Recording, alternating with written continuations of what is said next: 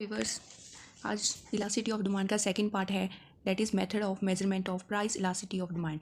हमने price elasticity of demand part 1 में discuss किया और आज हम पार्ट 2 लेकर आए हैं। इसमें हम मेथड्स डिस्कस करेंगे, which methods are use for measuring the price elasticity of demand. Now let's start. This is a method used for elasticity of demand price. So first is point elasticity of demand. What is point elasticity of demand? I should you know refers to measuring the elasticity at a particular point on demand curve. ऐसे demand curve होती है ना, इसमें एक points आते हैं यहाँ पे बी सी डी, ठीक है। और एक पर्टिकुलर पॉइंट से क्या होता है कि हम जब डिमांड कर्व को मेज़र करते हैं, that is point elasticity of demand. जब हम एक पॉइंट से एक बिंदु से मेज़र करेंगे ना डिमांड कर्व को, तो उसे बोलेंगे price elasticity of demand. Make use of derivative change rather than finite change in price and quantity, ठीक है।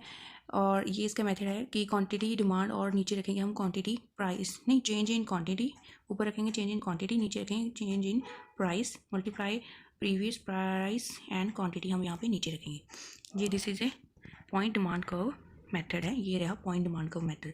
इसका अनदर मेथड ये वाला है, upper segment divided by lower segment. मतलब मानिए आप पी एम में पी एम, उसे हम डिवाइड करेंगे पी एन से, ठीक है। तो हमारा क्या आ जाएगा, इक्वलिटरी यूनिटरी, ठीक है। इलास्टिसिटी डिमांड क्या आ जाएगी, यूनिटरी। जब हम पी ए इसे हम डिवाइड करेंगे पी बी, तो हमारा क्या आएगा, लेस देन 1, और यहाँ पे आएगा हमारा मोर देन, इस पॉइंट पे आएगा मोर देन 1 और इस पॉइंट पे आएगा हमारा लेस देन 1, ठीक है। और as we move from N to M, elasticity goes on increasing. यहाँ पे इलास्टिसिटी क्या होगी, इंक्रीज हो रही है। At the mid point of elasticity price equal to 1, at N elasticity price equal to 0, ठीक है। एट एम, एम पे क्या है, यहाँ पे प्राइस 0 है और यहाँ पे एन पे क्या है, क्वांटिटी हमारी 1।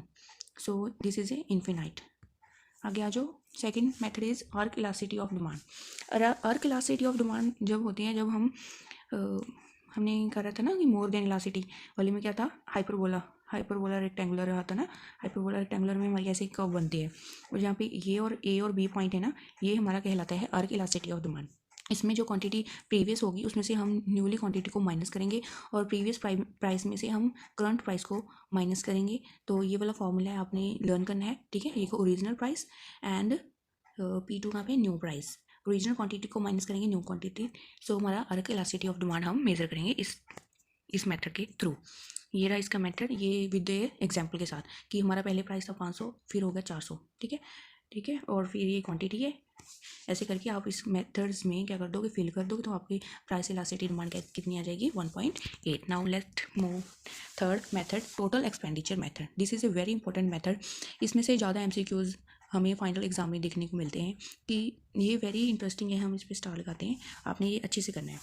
टोटल एक्सपेंडिचर को हम आउटले मेथड भी बोलते हैं, ठीक है। ये किसने दिया था, डफवर्ड मार्शल की, ठीक है। नाउ मूव, ऐसे देखो हमारा इसमें क्या बनता है, डायग्राम बनता है। यहाँ पे होती है मोर देन, यहाँ पे होती है less than elasticity of demand, ठीक है। यहाँ पे होती है यूनिटरी। जब हमारा मोर देन इलास्टिसिटी है ना, तो हमारा प्राइस क्या होगा, फॉल, तो हमारा टोटल एक्सपेंडिचर क्या होगा, रेज। इसमें क्या चलेगी हमारी पोजीशन, ऑपोजिट, ठीक है। इसमें क्या चलेगी, ऑपोजिट। मतलब मोर देन ऐसे समझ लीजिए कि जो मोर देन है वो नेगेटिव रिलेशन होगा, ठीक है। और इसमें हमारा पॉजिटिव रिलेशन होगा लेस में। ये था, सो मोर देन और लेस देन ही आपको सीखना पड़ेगा कि मोर में क्या होगा, नेगेटिव। हमारे लिए मोर, हमारी डिमांड जब मोर हो जाती है तो वो क्या होगी, नेगेटिव। और अब हमारी डिमांड जहाँ पे लेस होती है तो यहाँ पे हमारा रिलेशन बनेगा पॉजिटिव मतलब fall price, fall total expenditure, raise price, raise. यहाँ पे क्या बन रहा है, रिलेशनशिप पॉजिटिव का रिलेशनशिप बन रहा है। इसे याद रखना है कि ये क्या होगा, लेस देन, और ये क्या है, 1 देन। बट यूनिटरी में अनचेंज, उसमें कोई चेंज नहीं होगा, प्राइस फॉल्स हो, प्राइस रेज हो। So next, this is also related with total expenditure slide. Greater than में क्या रिलेशनशिप होगा, नेगेटिव, प्राइस मोर और टोटल एक्सपेंडिचर फॉल, ठीक है। ये नेगेटिव रिलेशन हो गया, इसमें हमारा पॉजिटिव रिलेशन होगा, ये रेज होगा तो ये भी रेज होगा। नाउ ये भी सेम ही है, नाउ ये भी वही है। इलास्टिसिटी ऑफ डिमांड में क्या होता है कि price increase, total expenditure decrease, ठीक है। इलास्टिसिटी मतलब मोर वाला, इसमें रिलेशनशिप क्या होगा, नेगेटिव। और इन इलास्टिक मतलब कौन सा, लेस देन वाला, इसमें रिलेशन क्या होगा, पॉजिटिव, इंक्रीज, ठीक है। और यूनिटी में remain unchanged. So now move, ये भी मैंने प्रीवियस वीडियो में डिस्कस कर लिया था। Now percentage, last method is percentage और प्रोपोर्शनेट डिमांड मेथड, ठीक है। ये हमारा, इसमें क्या होगा कि परसेंटेज चेंज होती है क्वांटिटी डिमांड और percentage change in price. This is a last is revenue method. ये हमारा last method revenue method. Revenue method का ये फॉर्मूला होगा कि average revenue divided by average minus marginal revenue. जो एवरेज रेवेन्यू होता है इसे हम प्राइस भी बोलते हैं।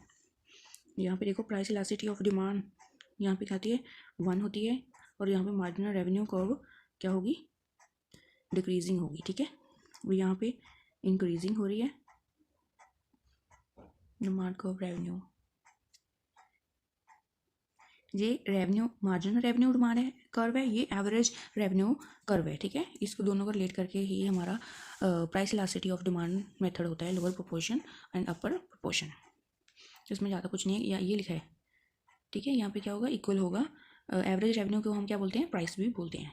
नाउ ये डिटर्मिनेंट्स हैं प्राइस इलास्टिसिटी ऑफ डिमांड के। प्राइस इलास्टिसिटी ऑफ डिमांड को हम कैसे कैसे डिटर्मिन कर सकते हैं, जब सब्स्टिट्यूट अवेलेबल होगा, कंज्यूमर का बजट होगा तो हमारा इलास्टिसिटी डिमांड, ठीक है, डिटर्मिन कर सकते हैं। और satisfying use commodity period consumer habits, ये सब डिटर्मिनेंट्स होते हैं प्राइस इलास्टिसिटी ऑफ डिमांड के।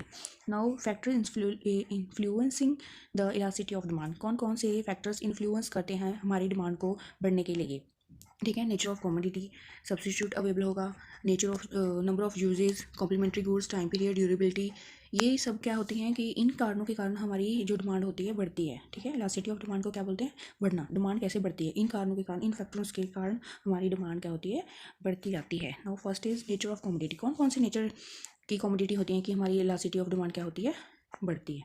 जैसे लग्जरी मोर इलास्टिसिटी, ठीक है।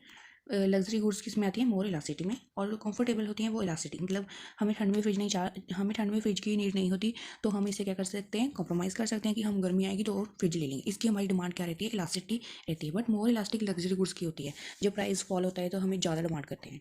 और नेसेसरी गुड्स में लेस इलास्टिसिटी होती है, ठीक है। तो कमोडिटी हो गया, कमोडिटी के कारण हमारी कैसे कैसे इलास्टिसिटी ऑफ डिमांड होती है, लग्जरी के लिए कैसी होती है, कंफर्ट के लिए कैसी होती है, नेसेसिटी के लिए कैसी होती है। विद पिक्चर मैंने आपको इजीली आपको वो कर दिया, समझा दिया कि नेचर ऑफ कमोडिटी के कारण हमारी जो डिमांड होती है वो क्या होती रहती है बढ़ती है। और ऑयल सब्स्टिट्यूट, जब हमारी कॉफ़ी और टी का हमारा क्लोज सब्स्टिट्यूट होता है, जब क्लोज सब्स्टिट्यूट होता है कि हमारा, तब हमारी डिमांड में क्या वो फ़र्क आता है। देखो जब हम टी ले रहे हैं, टी का प्राइस बढ़ेगा तो हम कॉफ़ी की डिमांड करने लग जाएंगे, ठीक है। जब कॉफ़ी का डिमांड प्राइस बढ़ेगा तो हम टी की डिमांड करने लग जाएंगे। ऐसे जब हमारी डिमांड में चेंजेस होते हैं सब्स्टिट्यूट के कारण, ये वो फैक्टर है।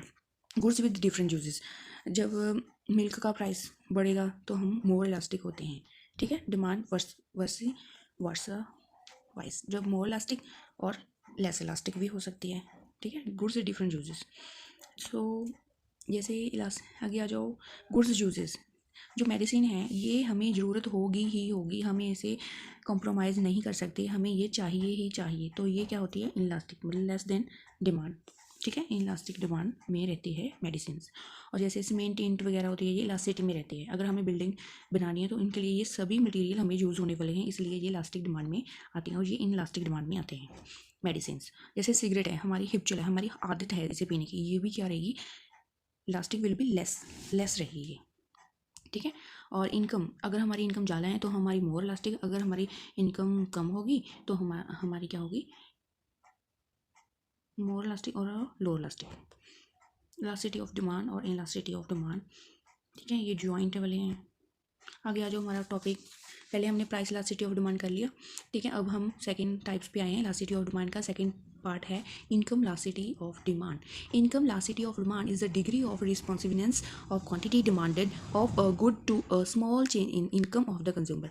अगर स्मॉल चेंज होता है कंज्यूमर की इनकम में तो हमारी जो क्वांटिटी डिमांड है उसमें चेंज कैसे आता है, ये इनकम इलास्टिसिटी ऑफ डिमांड था। प्राइस इलास्टिसिटी डिमांड में हम चेंज देख रहे थे, अगर चेंज प्राइस में आता है तो हमारी डिमांड में कैसे चेंज होता है। अब इनकम है तो इनकम टॉपिक से पता चल रहा है कि इनकम में चेंज होगा तो हमारी डिमांड कैसे चेंज हो रही है। So percentage change in quantity demand, हमने हर एक मेथड में क्वांटिटी डिमांड को ऊपर रखना है, ये याद रखना है। हम पेपर में भूल जाते हैं कि कौन सी चीज़ डिमांड ऊपर थी कि इनकम ऊपर थी। हर एक मेथड में क्वांटिटी डिमांड हमारी ऊपर आएगी और प्राइस और इनकम कुछ भी हो वो हमारा नीचे रहेगा। दैट्स इट, ये रहा इसका फॉर्मूला, आपने खुद याद करना है, ठीक है। नाउ वो degree of income elasticity of demand, जैसे प्राइस की डिग्री करी है ना हमने, ऐसे ही इनकम में भी डिग्रीज आती हैं, जैसे पॉजिटिव इनकम, नेगेटिव इनकम और जीरो इनकम, ठीक है। पॉजिटिव इनकम में unitary income, less than and more than, ये वैसे ही है जैसे प्राइस की है ना, ये वैसे ही हैं इसकी भी। ये देखो इनकम इलास्टिसिटी ऑफ डिमांड, ऐसे ही हमने उसमें करी थी प्राइस इलास्टिसिटी ऑफ डिमांड में, ठीक है। ये है high elastic, unitary elastic, low elastic and negative elastic और जीरो इलास्टिक। यूनिटरी इलास्टिक में तो इक्वल होगा, प्राइस इनकम इक्वल और क्वांटिटी डिमांड भी इक्वल, वो हो जाएगी हमारी यूनिटरी इलास्टिसिटी। नेगेटिव कब होगी? जब हमारी इनकम क्या होगी, फॉल होगी ना, तो हमारी क्वांटिटी डिमांड भी क्या हो जाएगी, कम हो जाएगी। तो ये हो गया सेम नेगेटिव, ठीक है। ज़ीरो में क्या होगा कि हमारी क्वांटिटी डिमांड क्या रहेगी, कांस्टेंट रहेगी, ठीक है। जैसे हमने उसमें पढ़ा था कि जो हमारी लास्टिसिटी ऑफ परफेक्ट लास्टिसिटी ऑफ डिमांड में हमारी डिमांड लास्टिसिटी रहती है, ठीक है, कांस्टेंट, बट प्राइस ऊपर नीचे होगा। ये इसमें आ गया, ये लो इलास्टिक और ये हाई इलास्टिक। ये देखो पॉजिटिव इनकम नॉर्मल गुड्स में आती है, ठीक है। जैसे प्राइस बढ़ेगा वैसे ही क्वांटिटी बढ़ेगी, जैसे इनकम बढ़ेगी वैसे ही। Negative income case of inferior goods, जो घटिया गुड्स होते हैं उसमें ये इस और इन्फीरियर गुड्स को ही हम क्या बोलते हैं, Giffen goods. But Giffen goods और इन्फीरियर गुड्स में बहुत डिफरेंस है। इन्फीरियर गुड्स नॉर्मल जैसे ब्रेड और फिर नेस्कैफ़े वगैरह पे हम पहुंच जाते हैं, बट गिफन गुड्स अलग होते हैं, ठीक है। इसे हम लग्जरी गुड्स भी बोलते हैं, गिफन गुड्स। ये दोनों में बहुत डिफरेंस है। Negative income elasticity of demand, इसमें क्या कौन सी गुड्स आती हैं, inferior goods. Zero income elasticity of demand, इसमें जैसे ऑयल सॉल्ट हमें चाहिए ही चाहिए, रोज़ हमने खाना बनाना ही बनाना है, खाए बिना हम नहीं रह सकते, ठीक है। ये हमें चाहिए ही चाहिए, चाहे हमारी इनकम ज़्यादा हो चाहे हमारी इनकम कम हो। अगर इनकम कम होगी तो हम मांग कर खा लेंगे, भिखारी बन जाएंगे, हमें दे दो अल्लाह के नाम पे दे दो तो वो वाला है ये जीरो इनकम वाला, ठीक है। आगे आ जाओ, last types of elasticity of demand is cross elasticity. Cross elasticity of demand in change in demand, one good in responsive to change in what is cross elasticity of demand. जब दो goods होते हैं जैसे कि T और coffee, अगर coffee का price बढ़ेगा तो हम मूव हो जाएंगे टी पर, टी का बढ़ेगा तो हम मूव हो जाएंगे कॉफ़ी पर। ये क्वांटिटी 1x मान लो और क्वांटिटी y हम इधर रख लेंगे, ठीक है। ये बट एक ही प्राइस क्या है, क्वांटिटी x का और प्राइस हम y का लेंगे, प्राइस हम y का लेंगे और क्वांटिटी x की लेंगे, ठीक है। नाउ ये वेरी इंपॉर्टेंट स्लाइड है कि दो तरह के, एक तो सब्स्टिट्यूट हमारी आती है क्रॉस प्राइस इलास्टिसिटी में, दो गुड्स आते हैं, एक सब्स्टिट्यूट एक कॉम्प्लीमेंट, ठीक है। ये वेरी इजी लैंग्वेज में आपके लिए शॉर्ट ट्रिक के लिए मैं लेकर आई हूँ, ये आप इस स्लाइड से इजीली समझ लोगे। सब्स्टिट्यूट में आएंगे हमारी जैसे कि टी और कॉफ़ी, बट कॉम्प्लीमेंट में पेट्रोल और कार, ठीक है। अगर पेट्रोल का प्राइस बढ़ जाएगा तो हमारा कार लेने का कोई मतलब ही नहीं रहेगा, हमारी कार क्या हो जाएगी ऑल्सो, कार की डिमांड हमारी ऑल्सो क्या हो जाएगी, डिक्रीज। अगर कॉफ़ी का प्राइस बढ़ेगा तो हमारी टी का डिमांड बढ़ेगी, ये हो गया पॉजिटिव, ठीक है। यहाँ पे ऑलवेज क्या होगी, ये पॉजिटिव, ठीक है। बट यहाँ पे ये दोनों क्या हो रहे हैं, नेगेटिव हो रहे हैं, ऑपोजिट चल रहे हैं। पेट्रोल बढ़ेगा तो कार हमारी क्या हो जाएगी, डिमांड लो हो जाएगी, ठीक है, ये नेगेटिव रहेगा, ठीक है जी। ये समझ आ गई ना एग्जाम्पल कि सब्स्टिट्यूट में हमने टी और कॉफ़ी लेना है, कॉफ़ी का प्राइस बढ़ेगा तो डिमांड टी की बढ़ेगी, दोनों क्या जा रही है, पॉजिटिव रिलेशन में जा रही हैं। कॉम्प्लीमेंट में क्या है, पेट्रोल है और कार है, पेट्रोल का प्राइस बढ़ेगा तो हमारी कार की डिमांड क्या हो जाएगी, डिक्रीज, ये हमारा नेगेटिव रिलेशन में रहता है।